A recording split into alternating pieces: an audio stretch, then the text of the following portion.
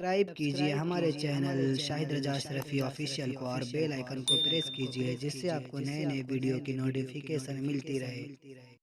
तो नाजरीन अस्सलाम वालेकुम वरहमतुल्लाहि वबरकातुहू। आज का बयान हज़रत शाकिर अली नूरी का बयान रहेगा कि हम मुसलमानों को एक फ़िक्र करनी चाहिए। वो कौन सी फ़िक्र है, तो पूरा बयान ज़रूर सुने और इस पर अमल भी करें। तो चलिए बयान शुरू करते हैं। वीडियो अगर अच्छी लगे तो ज़रूर वीडियो को लाइक करते हुए जाएं। तो चलिए शुरू करते हैं। हज़रत इब्राहीम अलैहिस्सलाम खलील भी हैं, नबी भी हैं। फिर हज़रत याकूब अलैहिस्सलाम के बेटे कौन? हज़रत यूसुफ अलैहिस्सलाम, वो भी नबी हैं। अब आप देखिए कि याकूब अलैहिस्सलाम भी नबी, उनके वालिद भी नबी, उनके चचा भी नबी, उनके दादा भी नबी, उनके बेटे भी नबी। अंबिया का एक तसलसल नजर आ रहा है, असल में भी नस्ल में भी। उसके बाद भी फिक्र किस चीज की है?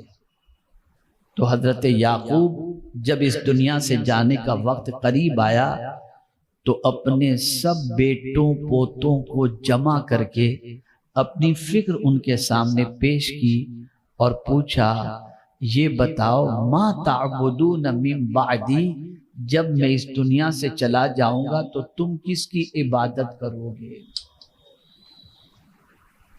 नबी होकर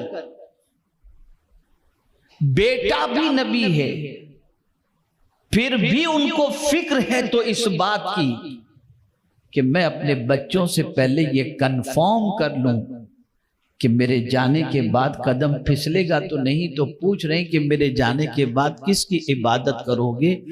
तो सारे बच्चों ने जवाब दिया, कालू जमा, कंफर्म कर लूं कि मेरे जाने के बाद कदम फिसलेगा तो नहीं। तो पूछ रहे हैं कि मेरे जाने के बाद किसकी इबादत करोगे? तो सारे बच्चों ने जवाब दिया, कालू जमा, जमा का सेगा कालू नाअबुदु इलाहका व इलाहा आबाइका इब्राहीम व इस्माईल व इसहाक इलाहा वाहिदा व नहनु लहू मुस्लिमून। हम जरूर जरूर इबादत करेंगे आपके रब की, इसहाक के रब की, इस्माइल के रब की, इब्राहिम के रब की, एक अल्लाह की हम इबादत करेंगे और हम मुसलमान की हैसियत से जिएंगे। एक फिक्र मिली कुरान की रोशनी में कि आप पीर हो, अमीर हो, आलिम हो कि मुफ्ती हो, लेकिन अगर किसी चीज की सबसे ज्यादा फिक्र करनी है तो इस बात की फिक्र करो कि आपके बाद आपकी नस्ल ईमान पर रहेगी या नहीं। ये एक फिक्र हमें मिल रही है कुरान से। अब इस सिलसिले में मैं आपसे पूछता हूं या मैं खुद से पूछूं कि हम कितनी फिक्र करते हैं? हमें अगर अपनी औलाद के बारे में फिक्र है तो इस बात की फिक्र है कि माल कमा के कितना देगा, इस बात की फिक्र है कि शोहरत की कितनी बुलंदी पर पहुंचेगा, इस बात की फिक्र है कि उसके साथ कितनी डिग्रियां लगेंगी। लेकिन इस बात की फिक्र आज के माँ बाप के दिल से निकल चुकी कि बच्चा इस्लाम पर रहेगा या नहीं रहेगा। हम जरा इसकी भी फिक्र करने की कोशिश करें। और जब इससे हम बेनियाज हो गए, इससे जब बेफिक्र हो गए, तो आज कुछ भी खाओ, कुछ भी पियो, कैसे भी जियो, कुछ भी बोलो, इंसान को अब कोई फर्क नहीं पड़ता। जी रहा है, खा पी रहा है, मस्त अपनी जिंदगी गुजार रहा है।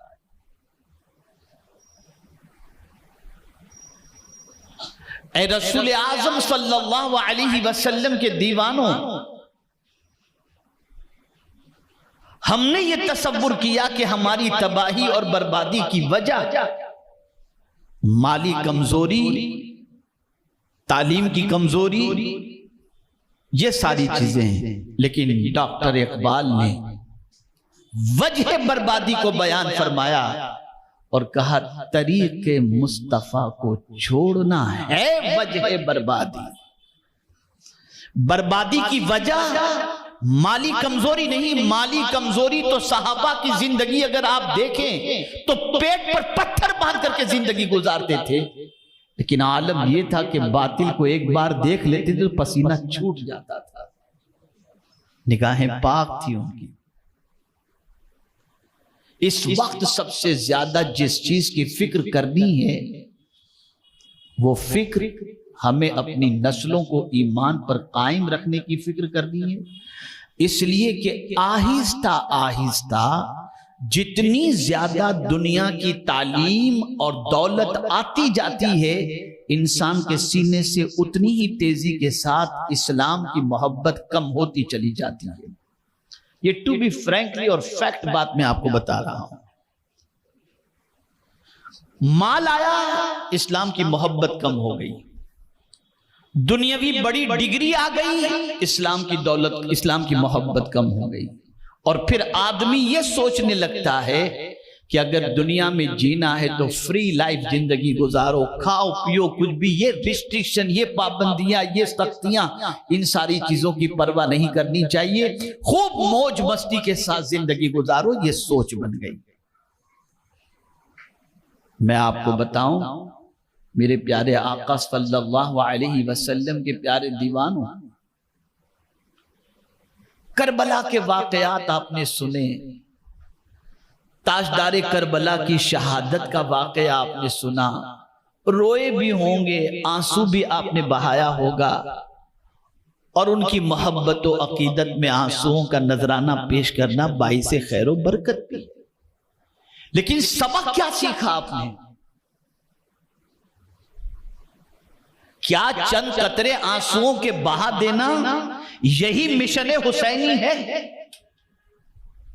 क्या इमाम ने इसीलिए अपनी जान दी कि आप उनकी मोहब्बत में चंद कतरे आंसू के बहा दो और इस्लाम लूट रहा हो, बर्बाद हो रहा हो और आपको इसकी कोई फिक्र ना हो? इमाम ने इसलिए जान नहीं दी थी। इमाम चाहते थे कि अगर कोई इस्लाम का लुटेरा तुम्हारी जिंदगी से इस्लाम निकालना चाहे तो याद रखो, मैं अपनी औलाद को कुर्बान करके तुमको इस्लाम की हिफाजत का दर्स देता हूं। जान चली जाए लेकिन दामन इस्लाम हाथों से नहीं छूटना चाहिए। लेकिन बड़ी माजरत के साथ अर्ज करूंगा, जो कौम रस्मों में इतनी घिर गई हो कि उसका असल से कोई ताल्लुक ही बाकी न रहे, उसकी जिंदगी को क्या करना? आप माहे मुहर्रम में सबीले लगवाइए, खिचड़े बांटिए, सब अपनी जगह पर, क्या यही करोगे कि कुछ और भी करोगे? और बड़ी माजरत के साथ बुरा बिल्कुल मत लगाइएगा, जो कौम का मिजाज ये बने कि गौसे पाक का जिक्र भी उस वक्त सुनेंगे जब बाद में लंगर का इंतजाम हो, और अगर लंगर पहले खिला दिया जाए तो कोई गौसे पाक के जिक्र में बैठने को तैयार नहीं, खा के चला जाए।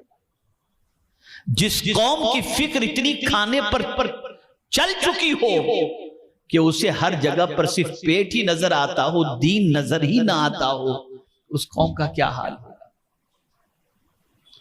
अगर इस वक्त एक सवाल में पूछूं, एक सवाल पूछूं तो हमारी यहां पर बैठी हुई आवाम जो है उनकी कैफियत बड़ी अजीब हो जाएगी।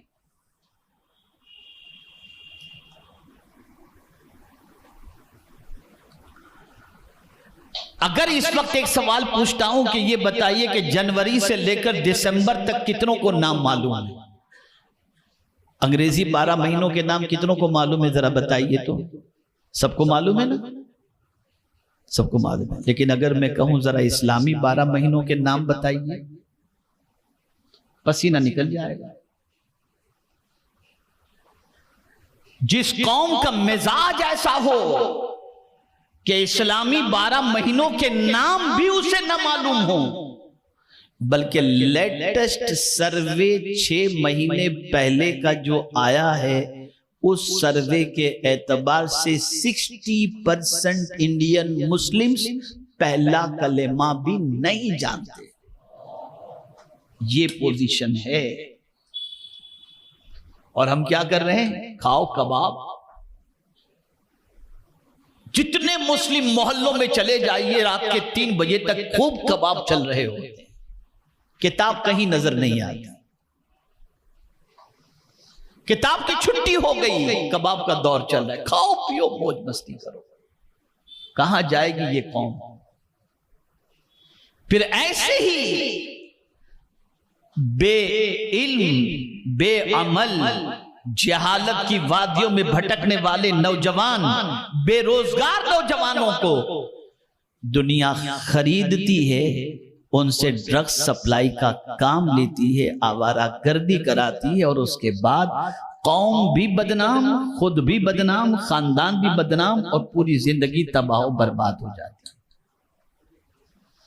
मैं आपको थोड़ी सी एक सोच दे दूं।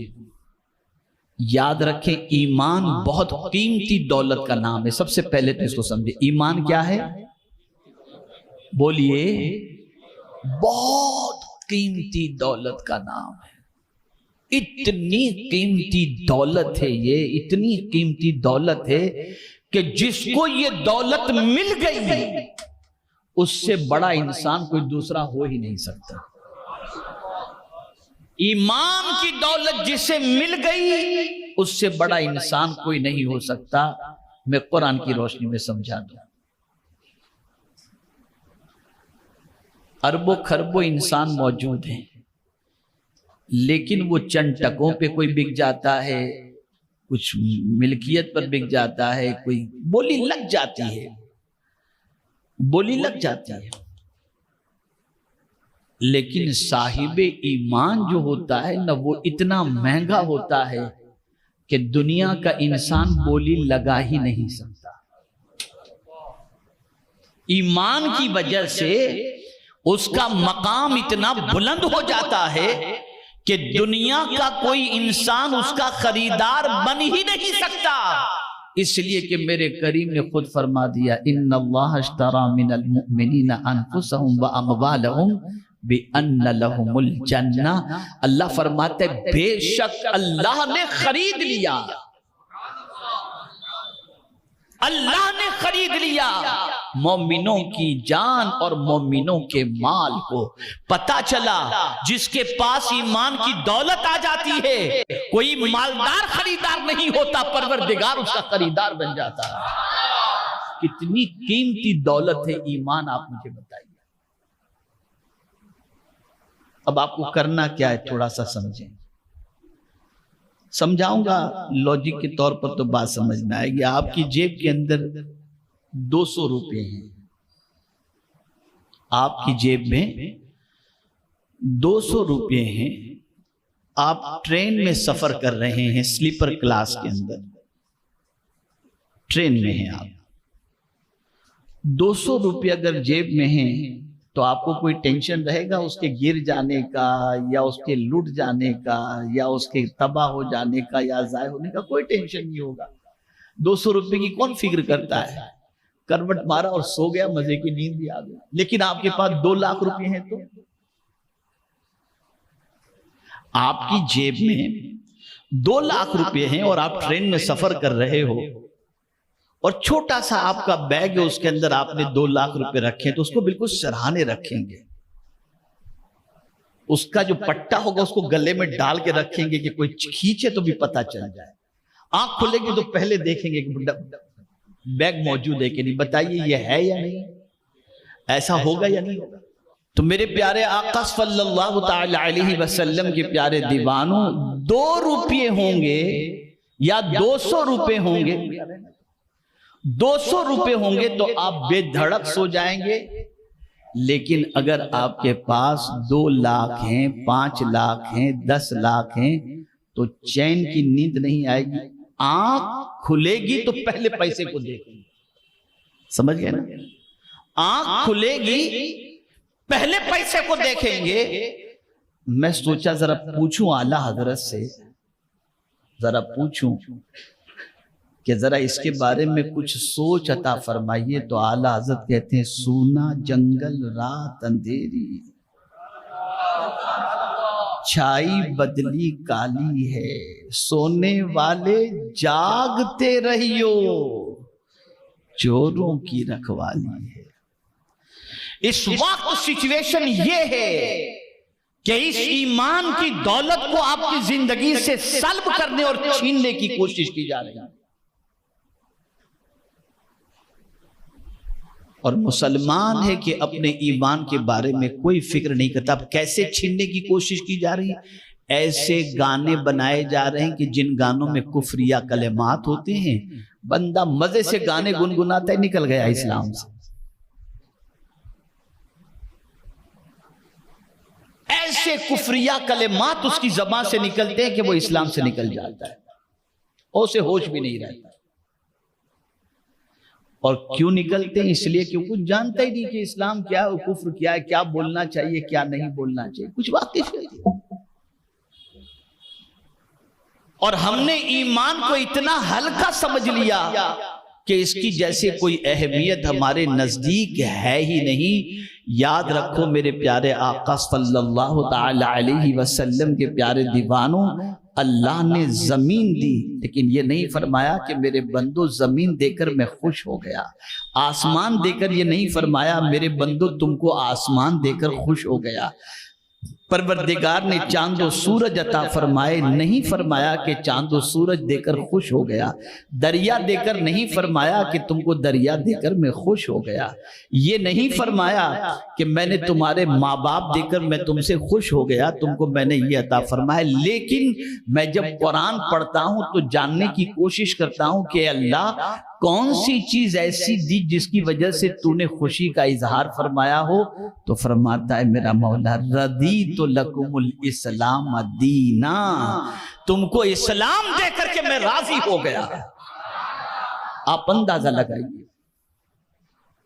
और यही इस्लाम की आबियारी और तहफ्फुज़ के लिए कि हमारी जिंदगी इस्लाम के रास्ते पर चले, हमारा कदम इस्लाम से भटके नहीं, हमारी सुबह भी इस्लाम के अंदर हो, हमारी शाम भी इस्लाम के अंदर हो, और हम जिए भी इस्लाम के अंदर और मरे भी इस्लाम के अंदर। खुदा की कसम इसीलिए इमाम हुसैन ने जान दी, इसीलिए ताजदारे करबला ने जान दी कि हमारा कदम न डगमगाए, हमारा वजूद गलत रास्ते की तरफ न जाए।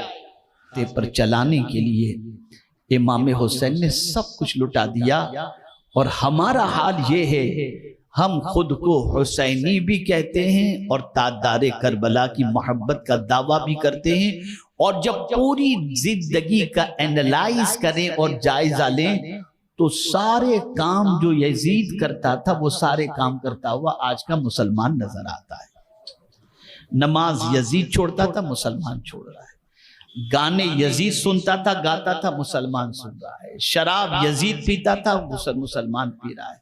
आवारगी यजीद करता था, मुसलमान कर रहा है। खयानत यजीद करता था, मुसलमान कर रहा है।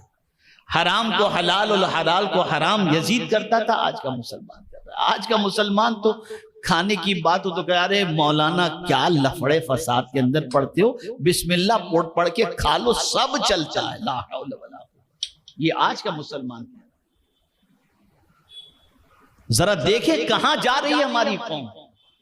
हम इस्लाम से कितनी मोहब्बत करते, क्या लगाव है हमारा इस्लाम के साथ। बल्कि बड़ी मादरत के साथ अर्ज करूंगा, इस्लाम को जो पसंद है ना, हम वो करना नहीं चाहते, बल्कि हम चाहते हैं कि इस्लाम भी हमारी पसंद का हो।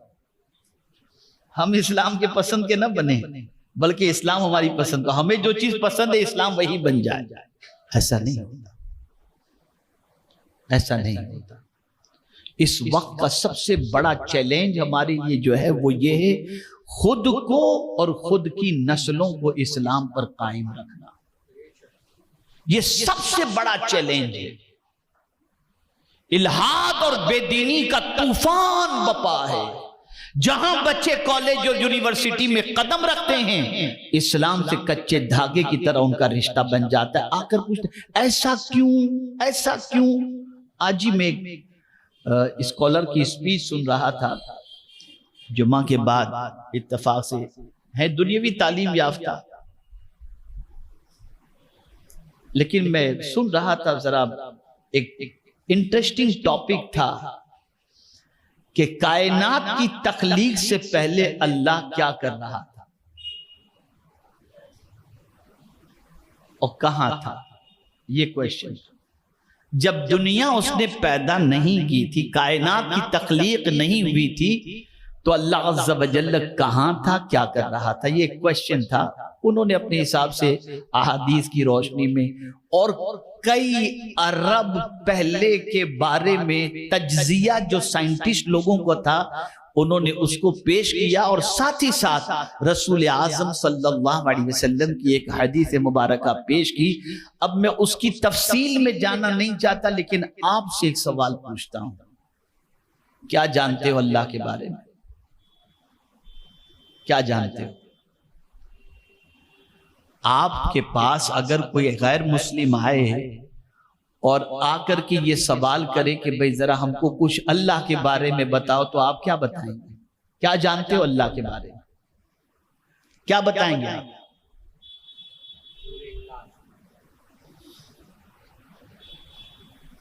क्या बताएंगे आप अल्लाह के बारे में? ऐ रसूल आज़म सल्लल्लाहु अलैहि वसल्लम के दीवानों, हम खुद अपने माबूद के सिलसिले में बेखबर हैं।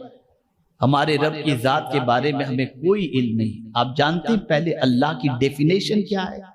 अल्लाह किसे कहते हैं? उसूलुश शाशी के अंदर अल्लाह की डेफिनेशन, अल्लाह की तारीफ मौजूद है कि अल्लाह किसे कहते हैं।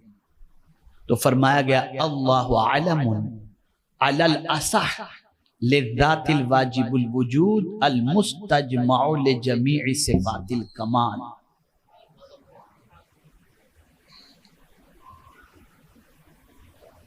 अल्लाह उस जात का नाम है जो हमेशा से है और हमेशा रहेगी। जो हमेशा से है और हमेशा वो जो जात रहेगी वो अल्लाह की जात है। और फिर है क्या? सारी कमाल वाली जितनी भी सिफतें हैं, उन सिफतों के जामे का नाम है अल्लाह। और ये सिफतें अल्लाह के अंदर किसी की वजह से नहीं, वो सब जाती सिफात हैं। और मैं आपको बता दूं, मैं बहुत मुबारकबाद पेश करता हूं, और हमारा मिशन है इस वक्त मदरसे इस्लामियात के क़याम के सिलसिले में हम हर गली कूचे मोहल्लों के अंदर ये कायम करना चाहते हैं। उसका अल्हम्दुलिल्लाह निसाब भी है, तरीक़े तालीम, सारी चीज़ें उसकी मौजूद हैं। आपको बताऊंगा तो हैरत होगी। अभी चंद दिनों पहले मुंबई एयरपोर्ट की बात बताऊंगा। इत्तेफाक से मेरे हैंडबैग के अंदर कुछ किताबें भी थी और साथ में शायद नील कटर रह गया था या पता नहीं कौन सी कोई लोहे की ऐसी चीज थी। जैसे ही उसको मशीन के अंदर डाला गया तो नजर आया, तो मुझे कहा गया बैग खोलिए। मैंने बैग खोला तो बैग में से वो लोहे की चीज क्या थी मुझे याद नहीं आ रहा, वो चीज निकली और किताबें भी थी। गैर मुस्लिम ऑफिसर, मैंने उसके नंबर नेम प्लेट को देखा जो उसके सीने पे लगी हुई, तो गैर मुस्लिम था। किताबें देखकर मुझसे सवाल पूछता है, मौलाना आप मुकल्लिद हैं कि गैर मुकल्लिद? मैंने कहा मैं मुकल्लिद हूँ। किस इमाम के मानने वाले? मैंने कहा इमाम आजम का मानने वाला हूँ। आपके इमाम में और चेहरे से लगता है कि आप तसव्वुफ में दिलचस्पी रखते हैं। सोचिए, ये सब ये गैर मुस्लिम सवाल कर रहा है। और अगर आप तसव्वुफ में दिलचस्पी रखते हैं तो किस सिलसिले से आपका ताल्लुक है? ये सवालात। हमारी अवाम को तो इमामों के नाम भी नहीं मालूम, नहीं मालूम। और सीखने की बात है, अरे क्या करने का, सीख कर 5 वक्त की नमाज पढ़ते काफी नहीं है? ये हाल हो चुका। ऐ रसूल आज़म सल्लल्लाहु अलैहि वसल्लम के दीवानों, याद रखो, इस्लाम को हल्का न समझो और दीन को हल्का न समझो। ये इतनी बड़ी दौलत है कि ये दौलत हमारी जिंदगी में रहे, इसके लिए हुजूर सल्लल्लाहु अलैहि वसल्लम ने भी कुर्बानी दी और सहाबा ने भी कुर्बानी दी और ताजदार करबला ने भी कुर्बानी अता फरमाई। तो नाज़रीन, बयान अगर अच्छा लगे तो ज़रूर वीडियो को लाइक करें, और अगर हमारे चैनल पर नए हैं तो ज़रूर सब्सक्राइब करें, और अल्लाह से दुआ करें कि अल्लाह हमें नेक अमल करने की तौफीक अता फरमाए, हर बला मुसीबतों से, परेशानियों से, आफतों से, बीमारियों से हिफाजत फरमाए। तो नाज़रीन वीडियो को लाइक करते हुए जाएं। तो चलिए मिलते हैं अगली वीडियो में, तब तक के लिए अस्सलाम वालेकुम वरहमतुल्लाहि वबरकातुहू। वीडियो अच्छी लगे तो हमारे वीडियो को लाइक करें और हमारे चैनल को सब्सक्राइब करें। शुक्रिया।